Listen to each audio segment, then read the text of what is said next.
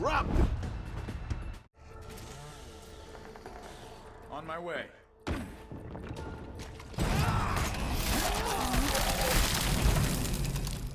Target down. I haven't played a Gears of War game since Gears of War 3.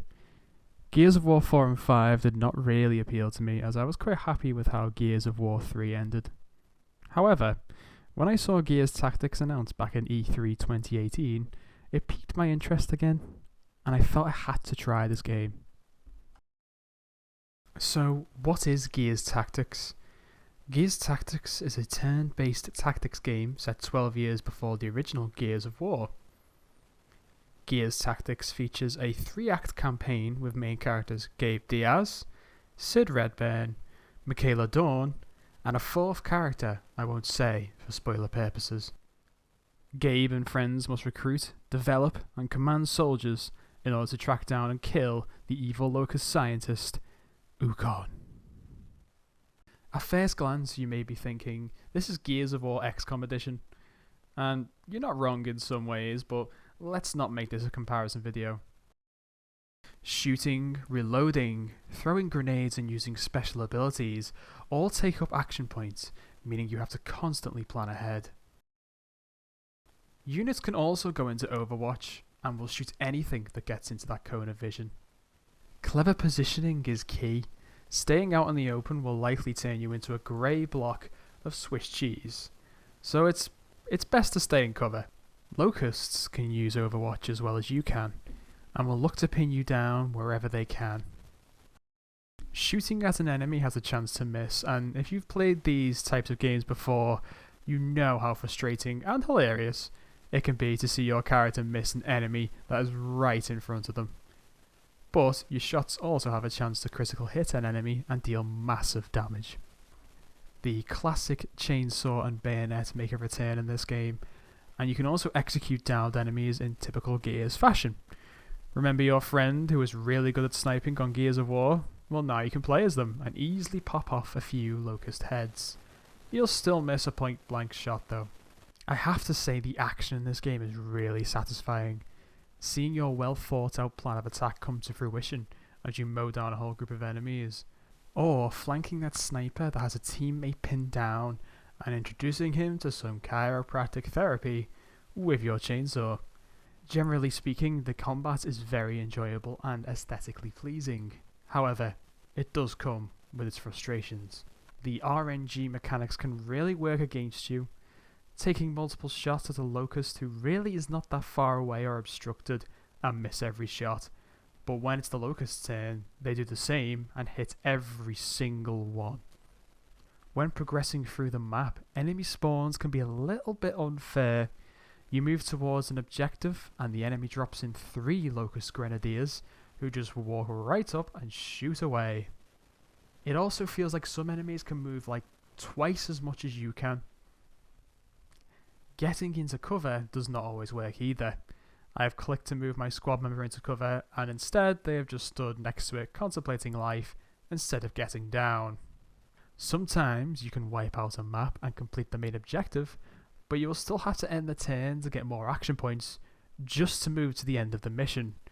Whereas some missions just end as soon as you complete the main objective. Why can't every mission be that way? Despite the frustrations, the general gameplay still feels like a Gears of War game. And like any Gears game, it features a group of characters with arm muscles bigger than my head, working together to kill something bigger than them. So let's talk about your squad members. There are 5 classes in the game: Support, Vanguard, Scout, Heavy, and Sniper. Your roster is divided into 2, Heroes and Soldiers.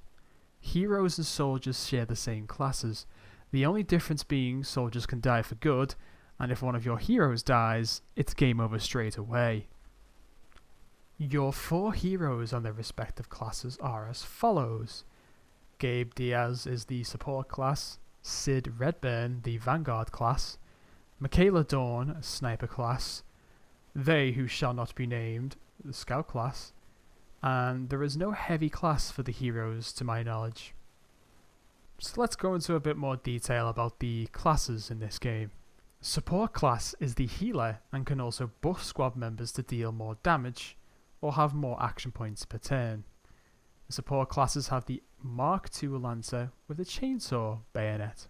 Vanguard class is the bulky tank that can intimidate enemies out of cover and can be spec'd in to gain bonuses while in cover. They can also buff teammates to have higher evasion and have the Mark I Lancer with the bayonet charge ability. Sniper class is, well, all about sniping really. They are all about dealing high damage to a single target and can be put on Overwatch over a long distance, but their cone is much thinner than other classes. Snipers have abilities that allow to deal bonus damage to targets at full health, or taking shots that give them more action points. Scout class is equipped with a shotgun and can turn invisible. It is by far my favourite class in this game. This class is about getting behind enemy lines and flanking the enemy at close range.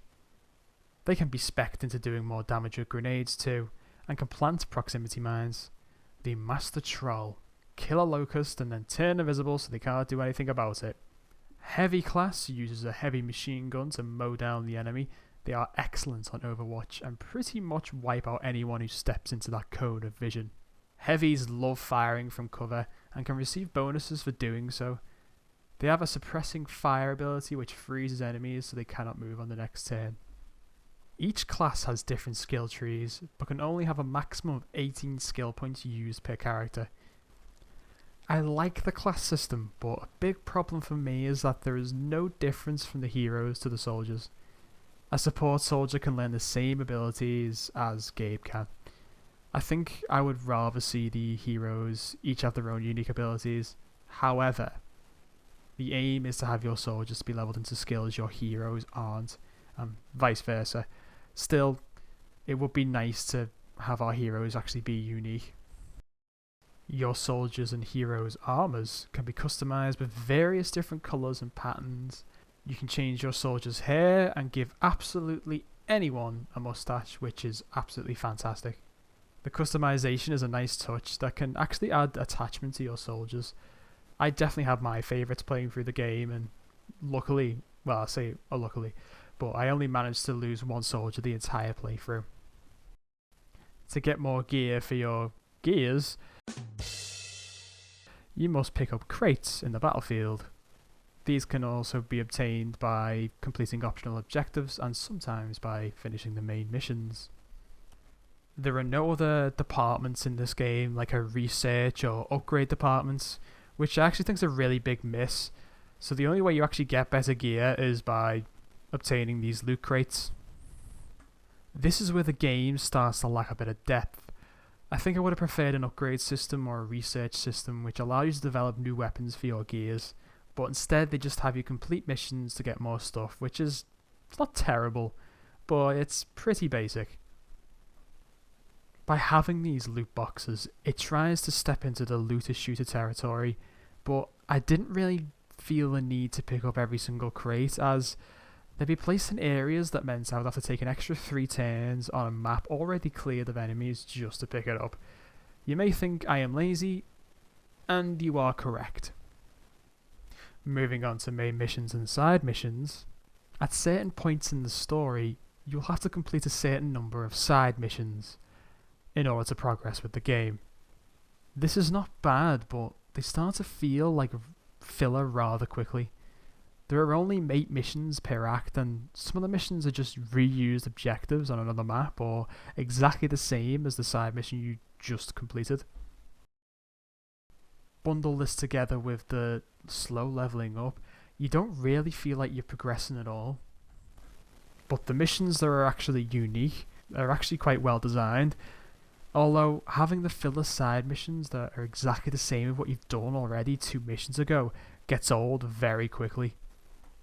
After finishing the game, you unlock something called Veteran Mode, which allows you to put more modifiers on missions to earn better loot. This is a nice system, and I would have been more inclined to do it if I had not already done the same type of mission 8 times over already. I think this should have been dropped in at the midpoint of the game rather than the end as well.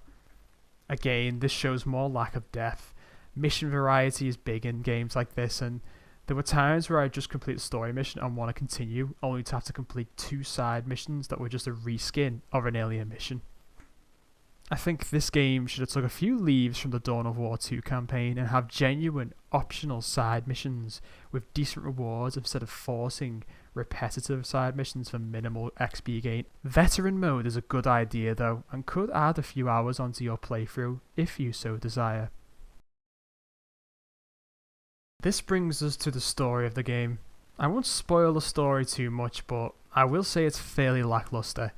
None of the characters really get any proper development apart from Sid, and even then his main plot point comes out of nowhere and is actually really weak. But Sid is probably my favourite of the 4. The 4th hero joins the cause way too late in the game, so you do not really get to know them very well from my perspective, but if you have played Gears 5 then you may recognise them. Generally speaking, the characters are quite likeable and the voice acting is actually really good. The main villain is not really around much in the game, so I didn't really care about him, or really see what his motive was apart from just being an evil locust scientist. Like the old Gears of War games, Gears Tactics does have some interesting concepts going on in the story, but the game doesn't develop them further, and funnily enough drops some major plot points that are a really big deal in such a blasé way. Although I will let the story off, as I feel it's probably unfair for me to criticise the story, considering I haven't really played 4 or 5, and some of those characters in this game have links to the characters of those games. Plus, out of all the Gears of War games, I doubt you really care about the plot in Gears Tactics, despite it dropping some major plot bombs. Overall, Gears Tactics is probably worth your time if you have the Game Pass for PC, but I wouldn't pay full price for this game. Never, no. There's just not enough content and it is far too repetitive. What lets this game down is the repetitive missions and the lack of depth in certain areas. We've seen this before when other franchises have made spin-offs, like take Halo Wars for example. They get the basics down, which is great, it's what you want, but they just don't have the depth of the other games in the genre, and it's a bit frustrating that, because they have the potential to be so much better than what they are, and even be better than other games in that genre. Definitely appreciate Splash Damage and the Coalition making this game though, because they've got the general gameplay nailed down, which is good, but it just needs more. It needs more of that depth from the other games in this genre, and it can actually overtake them if it has that. It's a shame really. Anyway, I have ranted on long enough. More videos soon, so leave a like on your way out, and thank you for watching. En route.